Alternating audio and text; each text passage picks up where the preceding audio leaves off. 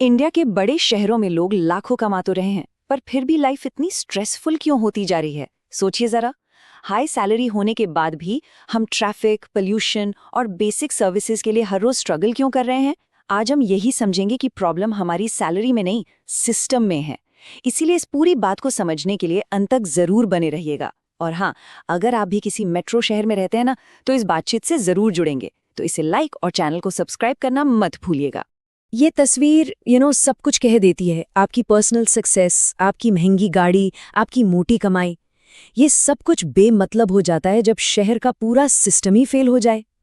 ये हमें दिखाता है कि हम एक ऐसे ढांचे में फंसे हुए हैं जहां हमारी व्यक्तिगत तरक्की इस सामूहिक विफलता के सामने बहुत छोटी पड़ जाती है। ठीक है, तो चलिए इस गुत्थी को सुलझाते हैं। आज हम इन 5 बड़े मुद्दों पर बात करेंगे। सबसे पहले समझेंगे कि कैसे हमसे एक ही चीज के लिए 2 बार टैक्स वसूला जा रहा है। फिर देखेंगे कि ये जो घरों का संकट है, ये बनाया कैसे गया है। उसके बाद बिना मजबूत नींव के हो रहे इस विकास को समझेंगे। फिर बात करेंगे कि आखिर इन सब की जिम्मेदारी किसकी है, और आखिर में हम पलायन और असली समाधान के बीच का फर्क जानेंगे। तो चलिए शुरू करते हैं पहले और सबसे चुभने वाले सच से, जिसे हम कह सकते हैं डबल टैक्स का जाल। ये एक ऐसी हकीकत है जिसे शहर में रहने वाला लगभग हर इंसान महसूस करता है, भले ही उसे इसका नाम ना पता हो। मतलब हम सरकार को टैक्स देते हैं ताकि हमें बेसिक सुविधाएं मिले, लेकिन फिर उन्हीं सुविधाओं के लिए हमें अपनी जेब से दोबारा पैसे खर्च करने पड़ते हैं। अब ये डबल टैक्स इफेक्ट सुनने में बड़ा भारी शब्द लगता है ना? पर इसका मतलब बहुत सीधा सा है। ये वो सिचुएशन है जब आप पानी, बिजली, सुरक्षा जैसी जरूरी चीजों के लिए सरकार को टैक्स देते हैं, और जब वही सरकार आपको ये सर्विसेज देने में फेल हो जाती है तो आप मजबूर होकर प्राइवेट कंपनियों को फिर से पैसे देते हैं। सीधा सीधा मतलब एक ही चीज के लिए 2 बार पेमेंट। और ये कोई हवाई बात नहीं है, ये आपकी और मेरी रोज की कहानी है। जरा बैंगलोर का ये उदाहरण देखिए। आप सरकार को पानी का बिल देते हैं, मान लीजिए महीने का 500 रुपए, लेकिन नल में पानी नहीं आता। फिर आप एक प्राइवेट टैंकर वाले को फोन करते हैं, जो उसी पानी के लिए आपसे महीने के 5,000 से 15,000 रुपए तक ले जाता है। सोचिए, 10 गुना से भी ज्यादा। और ये कहानी सिर्फ पानी पर खत्म नहीं होती। नहीं, बिजली जाती है तो आप इन्वर्टर या जनरेटर पर हजारों खर्च करते हैं। सरकारी अस्पताल की हालत देखकर आप प्राइवेट हॉस्पिटल भागते हैं। सरकारी स्कूल की क्वालिटी पर भरोसा नहीं तो बच्चों को प्राइवेट स्कूल में भेजते हैं, और अपनी सेफ्टी के लिए प्राइवेट गार्ड्स रखते हैं। मतलब हर कदम पर आप एक फेल हो चुके सिस्टम की कीमत अपनी जेब से चुका रहे हैं। अब मैं आपसे पूछना चाहता हूं, क्या ये कहानी आपकी भी है? कौन सी ऐसी सर्विस है जिसके लिए आपको डबल पेमेंट करना पड़ता है? नीचे कमेंट्स में अपना एक्सपीरियंस हमारे साथ जरूर शेयर कीजिए। चलिए अब बात करते हैं दूसरी सबसे बड़ी सिरदर्दी की, हाउसिंग क्राइसिस। हमें हमेशा यही बताया जाता है कि भाई शहरों में घरों की कमी है, इसीलिए तो किराए और कीमतें आसमान पर हैं। पर क्या ये सच है, या फिर ये एक जानबूझकर बनाया गया संकट है? ये आंकड़ा देखिए जरा, और ये आपको हैरान कर देगा। अकेले मुंबई में करीब 1,80,000 घर खाली पड़े हैं जो बिके नहीं हैं। दिल्ली में यही नंबर लगभग 90,000 है, और बेंगलुरु में 65,000। तो प्रॉब्लम घरों की कमी की तो बिल्कुल नहीं है। तो फिर असली सवाल ये उठता है कि भाई अगर लाखों घर खाली पड़े हैं तो फिर मकान मालिकों की इतनी मनमानी क्यों चलती है? ऐसा क्यों है कि रेंट हर साल 30 से 40% बढ़ जाता है, जबकि हमारी सैलरी सिर्फ 8 से 10% बढ़ती है? ये चार्ट देखिए, ये हमारी पूरी हालत को साफ साफ दिखा देता है। पूरी दुनिया में एक ठीक ठाक घर खरीदने के लिए किसी इंसान की 3 से 6 साल की कमाई लगनी चाहिए। दिल्ली में ये आंकड़ा लगभग 17 साल है, और मुंबई में तो ये 31 साल से भी ज्यादा है। इसका सीधा मतलब ये है कि घर खरीदना आम आदमी की पहुंच से पूरी तरह बाहर हो चुका है। तो इस पूरे खेल के पीछे एक मास्टरमाइंड है, एक सरकारी नियम जिसे कहते हैं FSI, यानी फ्लोर स्पेस इंडेक्स। ये एक ऐसा नियम है जो तय करता है कि किसी जमीन के टुकड़े पर कितना कंस्ट्रक्शन किया जा सकता है। अगर सरकार FSI को कम रखती है तो बिल्डर चाहकर भी ज्यादा घर बना ही नहीं सकते। और इसी FSI से शुरू होता है एक ऐसा चक्र, एक ऐसा लूप जिसमें हम सब फंसे हुए हैं।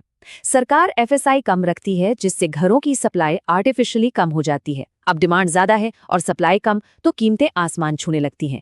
इससे बिल्डरों और जमीन मालिकों को तो जबरदस्त फायदा होता है, पर इसका सारा बोझ कौन उठाता है? आप और हम, जो अपनी मेहनत की कमाई का 40 से 50% सिर्फ सिर पर एक छत के लिए दे देते हैं। अगर आपको भी लग रहा है कि ये जानना कितना जरूरी है, तो इस बात को अकेले मत रखिए। इस जानकारी को अपने दोस्तों और परिवार के साथ शेयर जरूर कीजिए ताकि वो भी इस सिस्टम को समझ सकें। अच्छा, अब आते हैं हमारी तीसरी बड़ी मुश्किल पर। ऐसा विकास जिसकी कोई नींव ही नहीं है। हमारे शहर इकोनॉमिकली तो ग्रो कर रहे हैं, नौकरियां बन रही हैं, कंपनियां आ रही हैं, लेकिन जिस इंफ्रास्ट्रक्चर पर ये सब टिका है ना, वो बुरी तरह चरमरा रहा है। ये एक लाइन पूरी कहानी बयां कर देती है। हमारी इनकम तो बढ़ रही है, लेकिन शहर की नसें, यानी उसकी सड़कें, पानी की लाइनें, पब्लिक ट्रांसपोर्ट, वो इस ग्रोथ का बोझ नहीं उठा पा रही हैं। नतीजा ये है कि हम एक ऐसे सिस्टम पर और ज्यादा प्रेशर डाल रहे हैं जो पहले से ही टूटने की कगार पर है। फिर से बेंगलुरु का ही उदाहरण लेते हैं। ये दुनिया का तीसरा सबसे धीमा शहर है। यहाँ सिर्फ 10 किलोमीटर जाने में आपको लगभग 40 मिनट लगते हैं। और ये सिर्फ आपके समय की बर्बादी नहीं है, ये देश के पैसे की भी बर्बादी है। एक स्टडी के मुताबिक ट्रैफिक जैम की वजह से बेंगलुरु को हर साल लगभग 11.7 अरब रुपए का नुकसान होता है। सोचिए, ये पैसा देश की तरक्की में कितना काम आ सकता था। और जब आप उस ट्रैफिक में घंटों फंसे रहते हैं ना, तो आप सिर्फ अपना वक्त बर्बाद नहीं कर रहे होते, आप अपनी सांसें बर्बाद कर रहे होते हैं। ये कोई मजाक नहीं है। दिल्ली की हवा में सांस लेना एक दिन में 17 सिगरेट पीने के बराबर है। हमारे बच्चे ऐसे फेफड़ों के साथ बड़े हो रहे हैं जो किसी 40 साल के चेन स्मोकर जैसे हैं। ये है हमारी हाई सैलरी की वो कीमत जो हमें दिखाई नहीं देती। और ये सब हमें एक बहुत ही जरूरी और शायद सबसे मुश्किल सवाल पर ले आता है, अकाउंटेबिलिटी, मतलब जवाबदेही। जब सड़क पर गड्ढा होता है, जब पानी नहीं आता, जब हवा में जहर होता है, तो आप किसे जिम्मेदार ठहराते हैं? सच्चाई तो ये है कि हमें पता ही नहीं है कि असल में हमारा शहर चला कौन रहा है। फर्क समझने के लिए चलिए एक छोटा सा कंपैरिजन करते हैं। न्यूयॉर्क जैसे किसी ग्लोबल शहर में मेयर के पास असली ताकत होती है। वो शहर का बजट कंट्रोल करता है, प्लानिंग करता है और शहर के लोगों को सीधे जवाब देता है। लेकिन हमारे भारत में मेयर का पद ज्यादातर सिर्फ नाम का होता है। असली ताकत होती है राज्य सरकार के पास, जो सैकड़ों किलोमीटर दूर राजधानी में बैठी होती है। तो असल में होता क्या है, आप और मैं जो टैक्स देते हैं वो सीधा जाता है राज्य सरकार के पास। अब किसी भी राज्य सरकार की पहली प्राथमिकता शहरी वोटर नहीं होते, बल्कि ज्यादा संख्या वाले ग्रामीण वोटर होते हैं। इसीलिए आपके टैक्स का एक बहुत छोटा सा हिस्सा ही ग्रांट या अनुदान के रूप में शहर को वापस मिलता है। इसका मतलब शहर अपने विकास के लिए हमेशा राज्य सरकार का मोहताज बना रहता है। तो अब सवाल ये है कि क्या हमारे शहरों को ऐसे लीडर्स की जरूरत नहीं है, जिनके पास असली पावर हो, जो शहर के लिए सोचें, शहर के लिए काम करें और शहर के लोगों को जवाब दें? आपकी इस पर क्या राय है, नीचे कमेंट्स में जरूर बताइएगा। तो हमने इतनी सारे प्रॉब्लम्स की बात कर ली। अब सवाल ये है कि इसका हल क्या है, आगे का रास्ता क्या है?